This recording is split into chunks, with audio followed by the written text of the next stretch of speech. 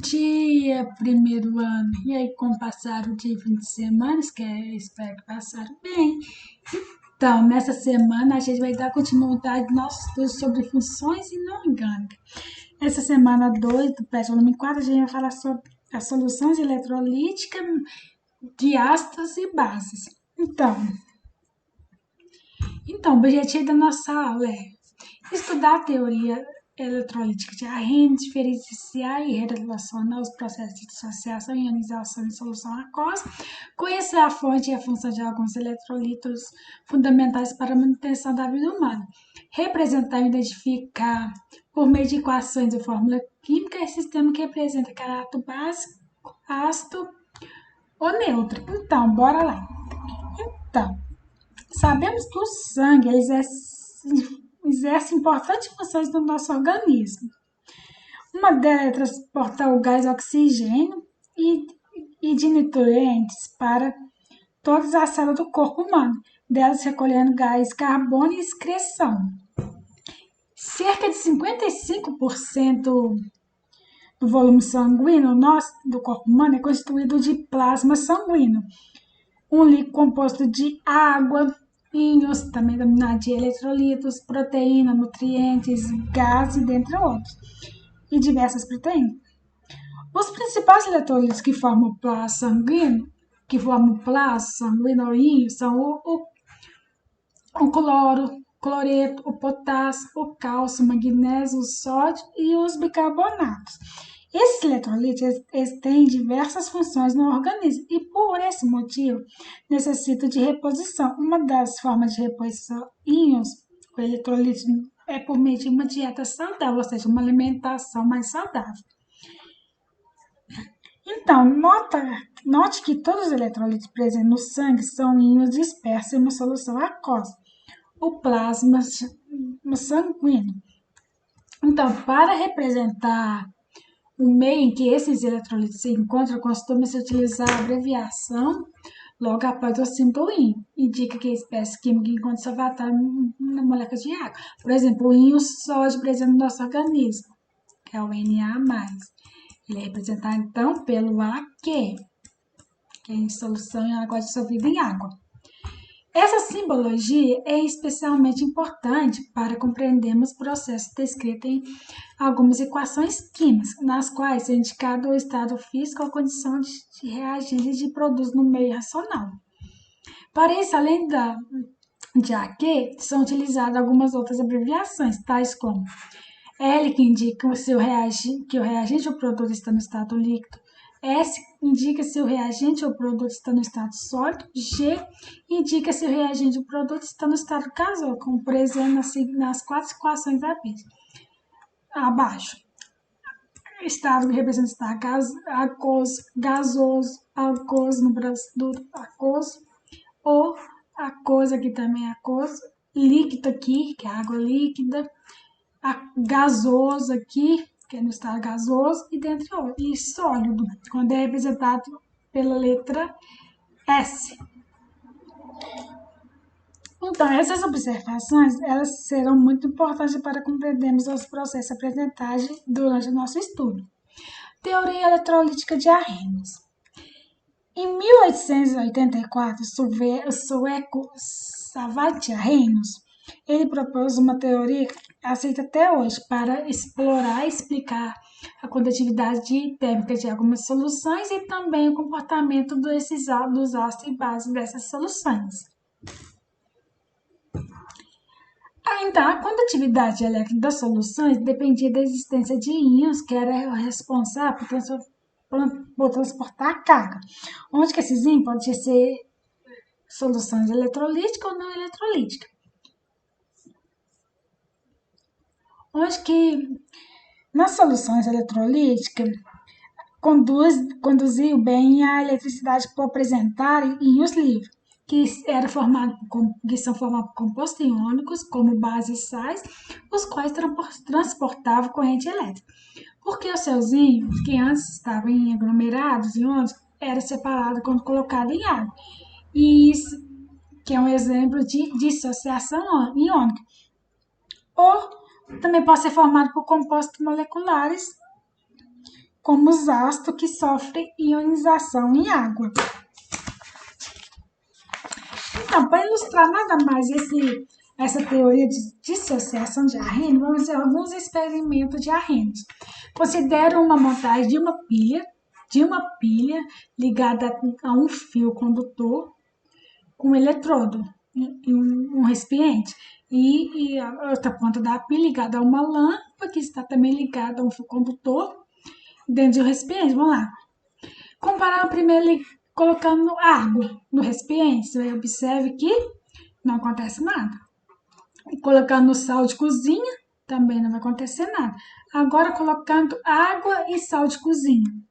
Sem água, nada. Quando coloca o sal em água, observe que a lâmpada acende. Agora, observe, açúcar, somente açúcar, não acontece nada. Agora, se dissolve o açúcar na água, também não vai acontecer nada, porque não conduz eletricidade. Agora, comparar o ácido sulfúrico, como posso chamar de 2 átomos de hidrogênio, 1 átomo de enxofre e 4 átomos de oxigênio. Somente ele não acontece nada. Agora coloco ele meio aquoso, na solução com água.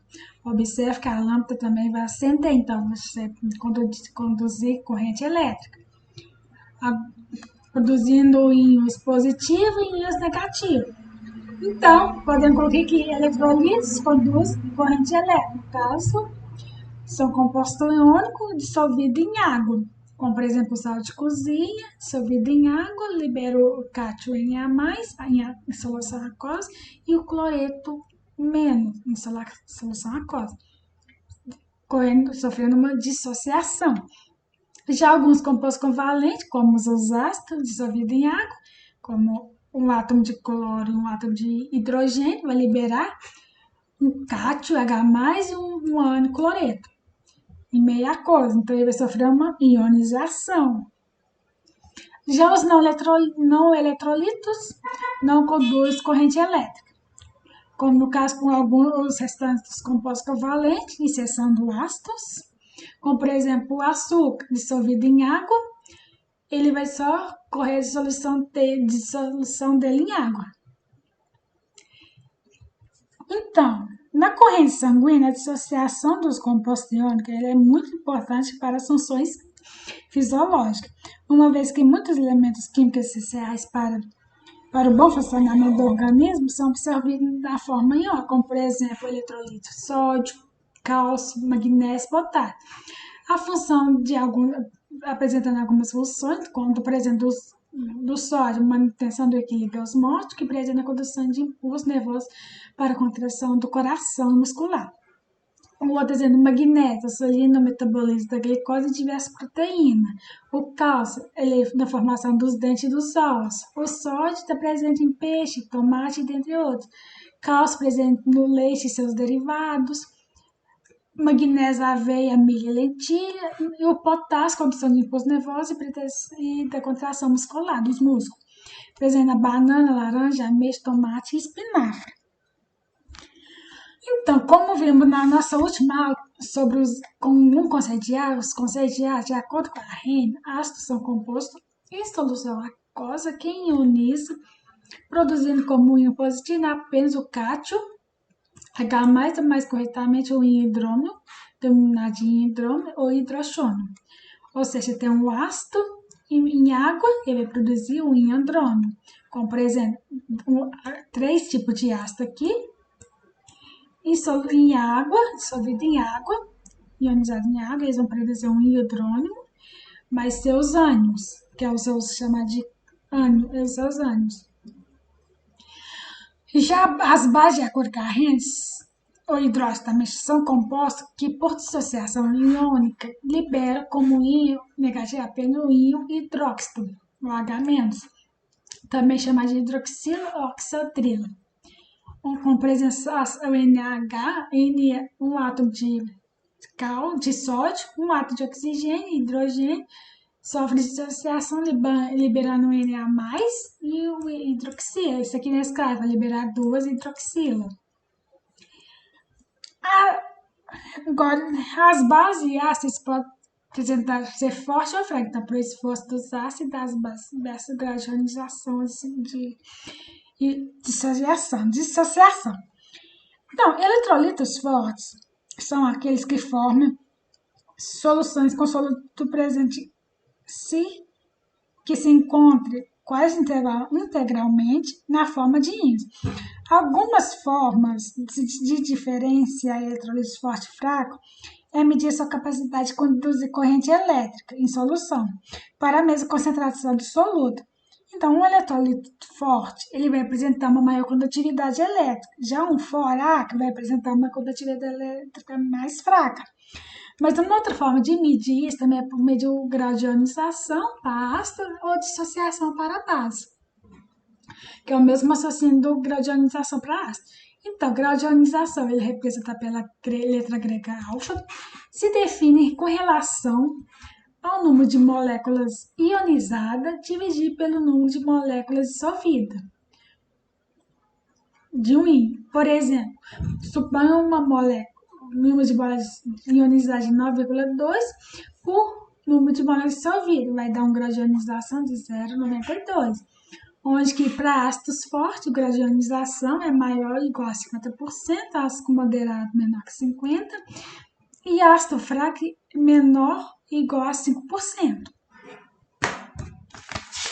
Os ácidos podem ser classificados de acordo com a quantidade de hidrogênio que são liberados em soluções aquosas e íons, pode ter presença de oxigênio e hidrogênio ou não. Então, os ácidos podem ser monoácido, possui apenas um hidrogênio ionizável, como nessa situação aqui, um hidrogênio somente.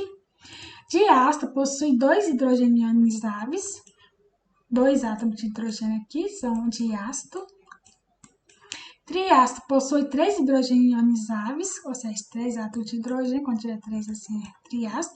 Tetraácido possui quatro hidrogênios ionizáveis, quatro átomos de hidrogênio, Então, os átomos podem conter ou não elemento de oxigênio, sendo assim, hidrácido não apresenta átomos de oxigênio, sem somente hidrogênio. Oxiácido, o elemento oxigênio está presente na estrutura, tem, além de hidrogênio, tem oxigênio também, mas é um elemento químico.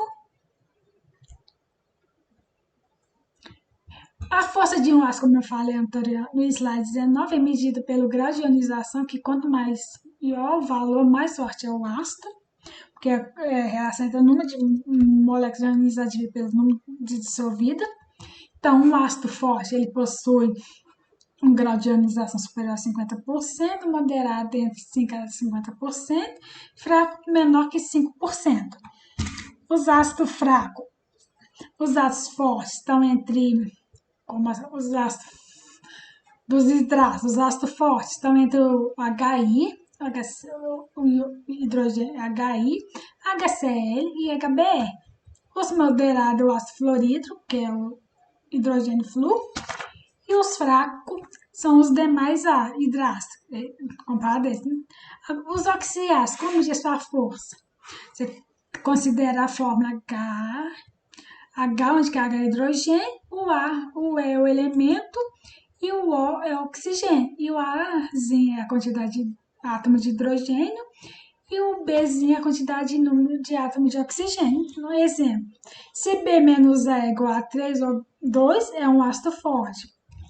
Se B menos A é igual a 1, é um ácido moderado. Se o B menos A é igual a 0, é um ácido fraco. Você tem que considerar o B, que é a quantidade de átomos de oxigênio, e a quantidade de hidrogênio. Por exemplo, nesse primeiro ácido aqui, você pega a quantidade de átomos de hidrogênio, que é 1, de oxigênio, que é 3. 3 menos 1, 2. Então, esse é um ácido forte. Esse segundo ácido, quantidade de hidrogênio, 3. De oxigênio, 4. 4 menos 3 vai ser 1. Então, olhando aqui, vai ser um ácido moderado. Terceiro ácido, 3 átomos de hidrogênio e 3 átomos de oxigênio. 3 menos 3 vai dar 0. Então, vai ser um ácido fraco. Agora, a classificação das bases. As bases podem ser classificadas de acordo com o número de hidroxila presente em sua fórmula. Pode ser monobase, que apresenta uma hidroxila, Qual é o exemplo dessa base aqui? Uma hidroxila. De base apresenta 2 hidroxila.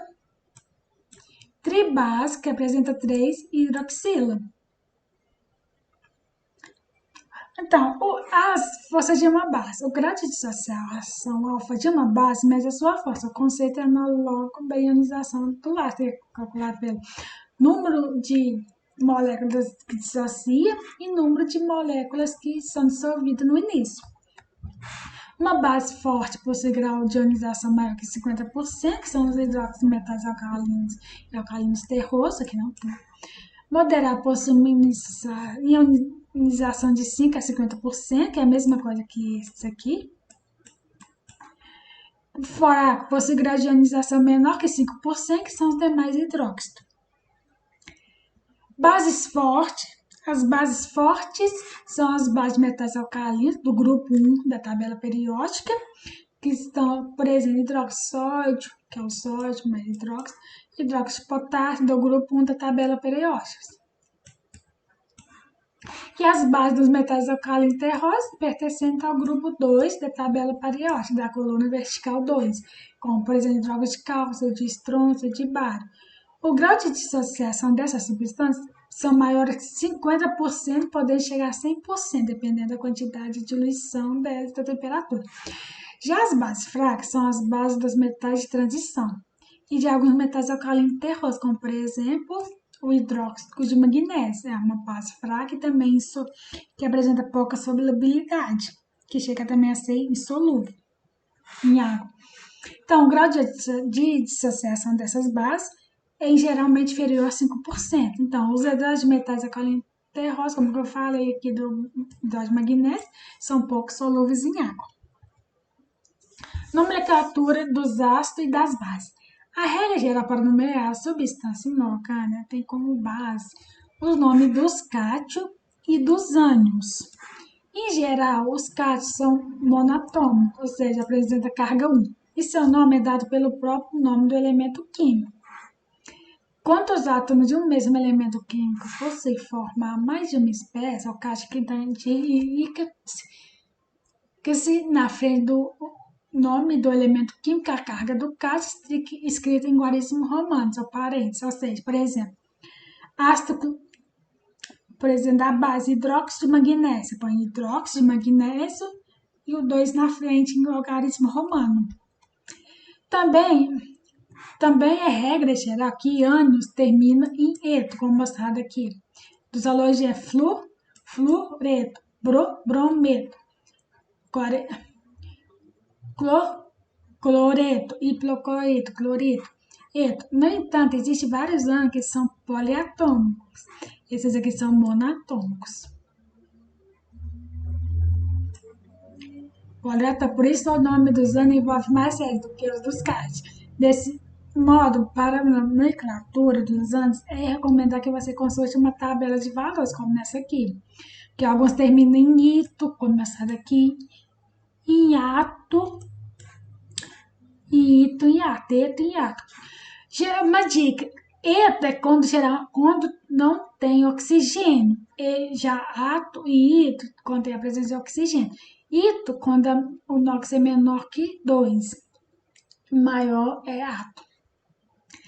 Então, para realizar a nomenclatura de ácido, temos primeiramente verificar se eles são hidrácidos, não contém oxigênio, ou se contém oxigênio, oxiácido.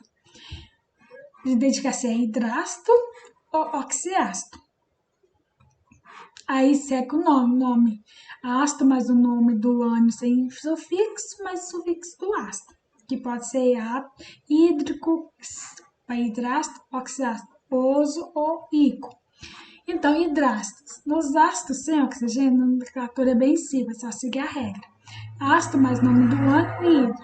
O nome do ânion, você vai constar aquela tabela derivada dos ânions. Aí, por exemplo, ácido, esse aqui, ácido, bromo, não é? Bromídrico, porque não tem oxigênio, bromídrico. Esse aqui é ácido, é um iodo aqui, não é? Iodrídrico. Olhando a tabela, o eto substitui pelo hídrico. Sempre que tiver eto, você vai substituir por hidro. Igual ácido, esse aqui, ácido Enxofre, procura enxofre aqui, OS. Sulfeto, então vai ser sulfido. HCN, CN aqui, ácido cianídrico. Então, agora com oxiácido, nos ácidos com oxigênio, a nomenclatura segue a seguinte regra: os ácidos padrão formados pelos anos de cada família, 14, 15, 16, 17, segue as regras seguintes: ácido mais o nome do ano, mais o ícone. Por exemplo, ácido clórico, ácido fosfórico, ácido sulfúrico, ácido carbônico. Nem sei, vai ter geralmente, quando tem maior quantidade de oxigênio, você coloca o pé, mais o ícone no final. Menos um oxigênio, o oso. Menos 2, você coloca o oso e o hipo. Por exemplo, no primeiro, ácido clorírico tem 3 átomos de oxigênio. Se tiver menos, mais 4 átomos de oxigênio, fica ácido percloro. O outro ácido cloroso diminui, fica ácido hipocloroso. Agora a nomenclatura das bases.